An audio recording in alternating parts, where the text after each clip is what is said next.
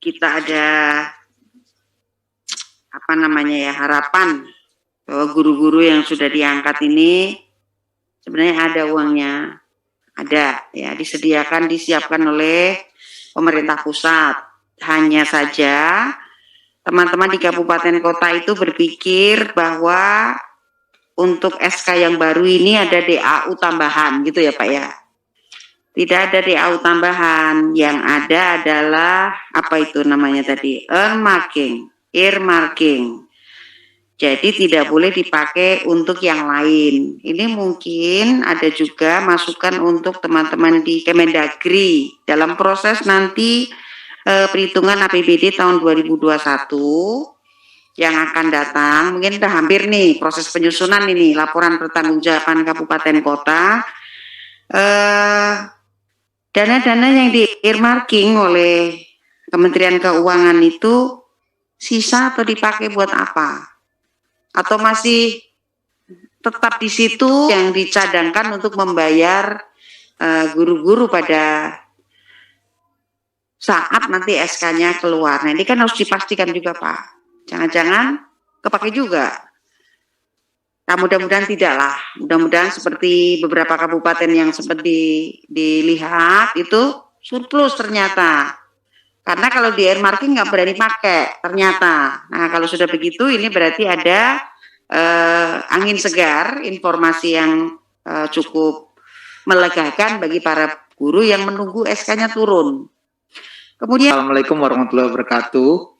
Yang saya hormati pimpinan dan anggota Panja dan juga baik yang hadir secara langsung maupun yang secara daring, dan juga rekan-rekan kami di sini dari Kemendikbudristek, dari Kemendagri, dari BKN, dan juga dari Kemenpan RB, serta rekan-rekan yang lain yang hadir.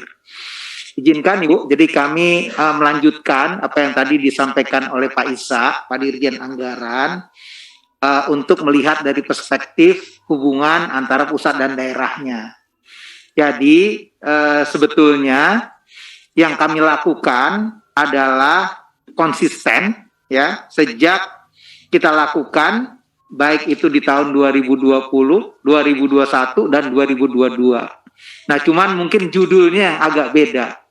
Di tahun 2020 kita dulu memperkenalkan dengan istilah DAU tambahan. Jadi udah stated itu DAU tambahan. Waktu itu kita kenalkan untuk kelurahan dan juga untuk untuk P3K. Namun oleh BPK nggak boleh Ibu. Jadi kalau DAU ya DAU aja, nggak boleh ada tambahan. Nah, jadi kita lakukan perubahan skema.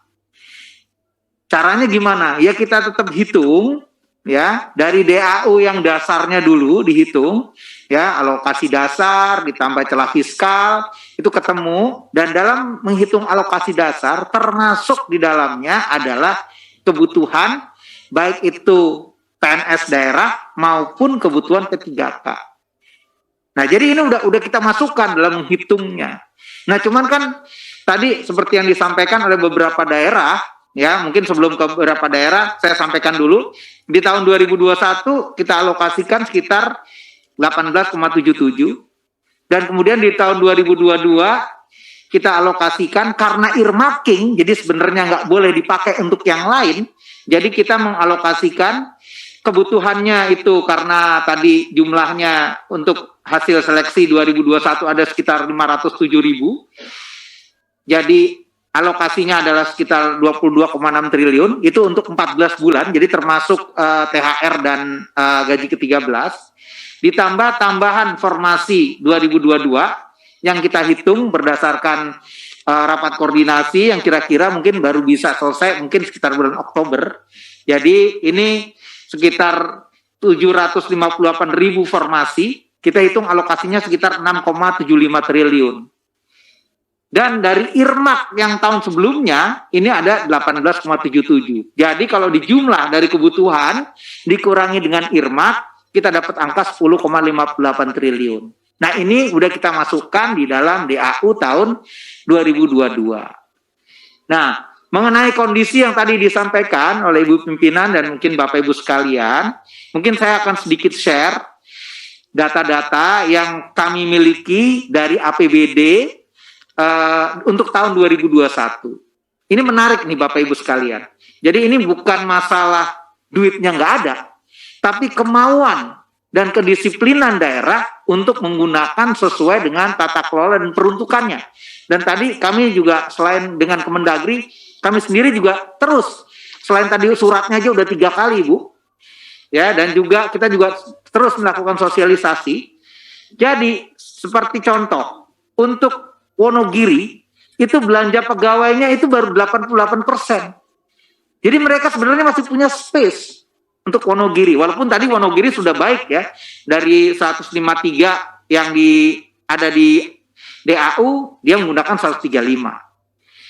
Lampung Timur, ya, tadi kalau dilihat dia hanya mengalokasikan di APBD-nya hanya 26 miliar. Padahal dari DAU-nya 120 miliar. Bapak Ibu sekalian, ini yang namanya realisasi belanja pegawainya itu hanya 84,17%. Jadi sebenarnya masih ada space di situ. Kemudian Pasuruan juga menarik ini. Dia sama sekali tidak menganggarkan di APBD-nya. Padahal di DAU-nya kita sudah masukkan 126 miliar. Ternyata walaupun di belanja pegawainya sudah tinggi 94%, tapi secara umum di anggarannya APBD-nya dia masih punya surplus 91 miliar. Jadi kalau mau ini bisa dianggarkan gitu. Nah, kemudian juga Kupang ini juga menarik nih. Kupang ini ya dia juga tadi tidak menganggarkan di APBD-nya dan dari DAU-nya 33 miliar. Ini belanja pegawainya 135%. Jadi udah tinggi sekali. Tapi dia punya surplus itu 235 miliar. Nah, jadi ini masalahnya bukan antara duitnya nggak ada nih, ya. Nah, jadi Ibu pimpinan dan Bapak Ibu sekalian, nah tinggal sekarang yang perlu adalah yang pertama tadi seperti disampaikan rekan kami Pak Dirjen Anggaran, kita mungkin tidak hanya melihat dari segi rasio, tapi juga tadi mungkin fleksibilitas ataupun juga pengaturan yang lebih fit dengan kebutuhan. Sehingga tadi butuhnya sebenarnya berapa. Jadi mungkin kalau guru yang maktel itu bisa di-unlock. Karena dia kalau bisa ngajar matematika, maksud dia nggak bisa ngajarin yang lain. Terutama untuk pendidikan dasar ya. Ini kan harusnya juga bisa di-upgrade gitu. Sehingga tadi gambarnya juga bisa lebih baik. Dan dari hasil pengamatan kami di daerah-daerah, karena kami juga sering melakukan kunjungan ke daerah, permasalahannya adalah distribusi. Jadi biasanya guru itu ngumpul di tempat-tempat yang ramai, gitu, tempat-tempat yang sepi, mereka agak susah gitu nyari guru. Nah, padahal kalau ini bisa kita atur, belum lagi nanti kalau kita lihat antar kabupaten. Ya, kemudian juga di dalam kabupaten, nah ini juga mungkin perlu kita perhatikan. Nah, di samping itu juga hal yang terkait dengan guru ini, selain tadi distribusi adalah kalau kita lihat dari bagaimana kita bisa menghitung kinerjanya. Dan ini kinerja juga mungkin bisa dikaitkan bukan hanya pengalaman atau lama mengajar, karena lama mengajar juga ternyata pada saat kami lakukan penelitian waktu itu bersama dengan rekan-rekan dari Kemendikbud, guru yang mengajar di bawah 0 sampai 20 jam seminggu itu juga jumlahnya masih banyak. Nah, jadi mungkin ini yang diisi sama P3K, jadi gurunya mungkin nggak ngajar, yang ngajar yang honor, mungkin bisa juga ya.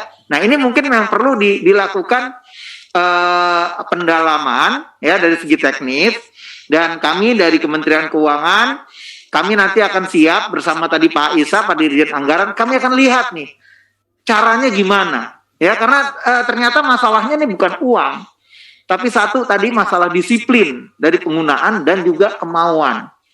Nah, karena di mana ada kemauan di situ pasti ada jalan. Nah, apalagi nih jalannya udah ada, tinggal kemauannya yang belum ada. Mungkin ini yang bisa kami sampaikan. Terima kasih. Wabillahi taufik wal hidayah. Assalamualaikum warahmatullahi wabarakatuh. Dan supaya kita satu persepsi. Tadi Pak Isa menyatakan bahwa Satu guru itu 20 murid. Ya Pak Iwan, menurut PP. Kalau dilihat jumlah guru dibandingkan 20 masih banyak sekali yang rasionya memenuhi. Kalau untuk SD mungkin ya Pak ya. Tapi ini Pak Iwan mungkin yang tahu sebenarnya. Tapi kalau untuk di SMP itu kan masih ada guru bidang studi. Sehingga 20 murid kalau ada di sebuah sekolahan itu pastilah tidak hanya satu guru yang dibutuhkan. Ada guru matematika, guru sains, bahasa Indonesia, bahasa Inggris. Minimal berapa? Nah, mungkin dalam pertemuan yang akan datang kami akan minta bisa diberikan jawabannya sebenarnya jumlah guru dibutuhkan itu berapa? Termasuk bidang studi. Sehingga tidak boleh kita menghitung rasio guru kalau di tingkat jenjangnya SMP, SMA, dan SMK itu berbunyi 1:20. Karena tidak gitu. Paling tidak mata pelajaran di SMP ada berapa tuh? 7, 8. 7 atau 8? Banyak. Malah banyak. Bisa jadi 20 banding 20 loh Pak. Oh 20 enggak ya? Enggak lah. Dan guru itu berdasarkan fungsi atau berdasarkan orang? Kan ada juga guru matematika juga dia guru BK. Guru bahasa Indonesia juga guru kelas. Kan seperti itu. Nah, supaya bisa kemudian teman-teman dari Kementerian Keuangan ini menghitung berapa sih jumlahmu itu?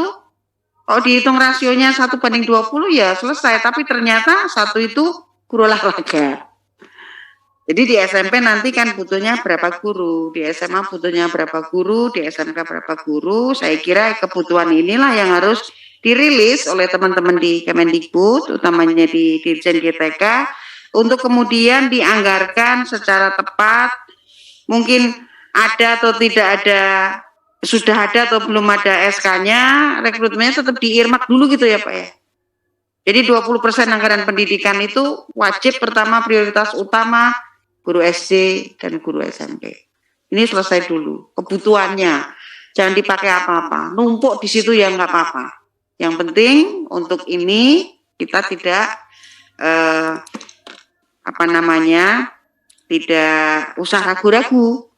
Tapi datanya tetap harus final. Nah, ini yang persepsi harus sama bahwa tidak setiap 20 murid itu ada satu guru. Kemungkinan dalam 20 murid itu ada banyak guru. Nah, kelipatan dari 20 semakin banyak itu gurunya mungkin rasionya akan semakin rendah. Kemudian yang kedua, apa tadi ya?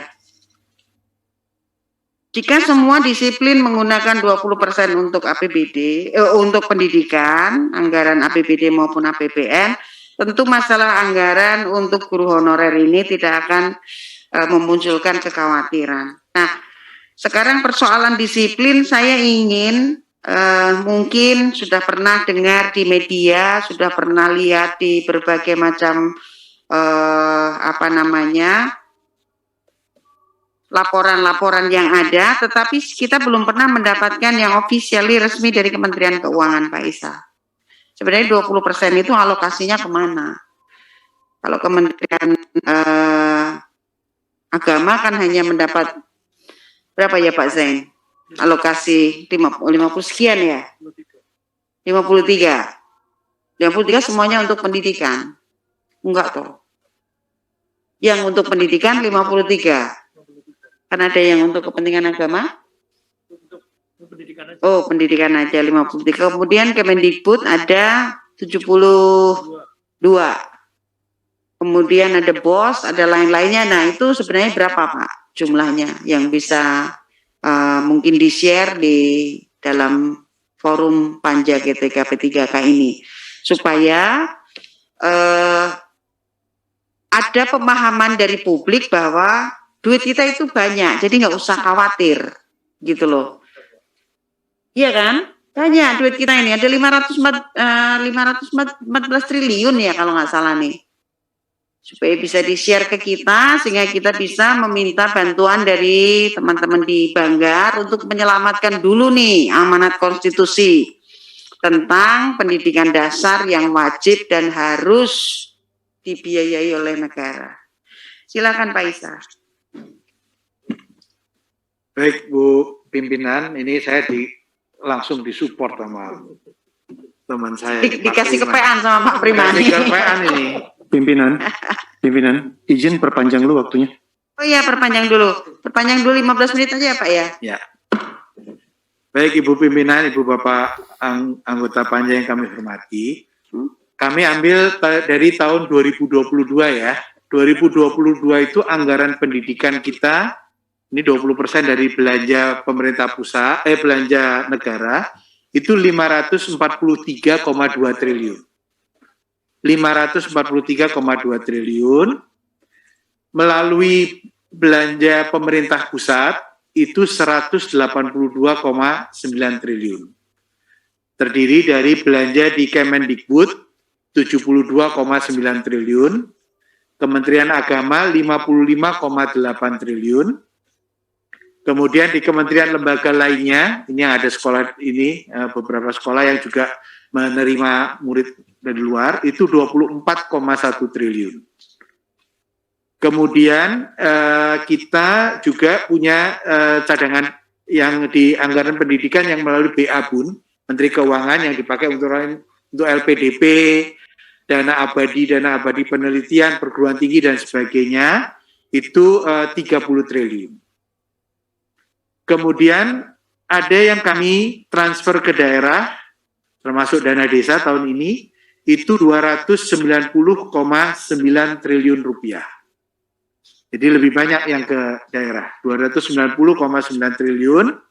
Kemudian maaf tadi yang BA-Bun tadi untuk ini ya, untuk subsidi BOS dan sebagainya itu yang 30 triliun tadi.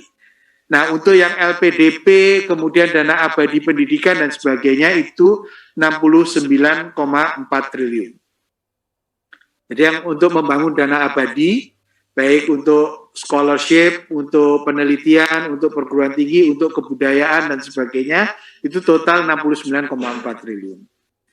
Jadi anggaran pendidikan ini totalnya sekali lagi 543,2 triliun yang merupakan 20% dari 2.714,2 triliun total belanja di APBN tahun 2022.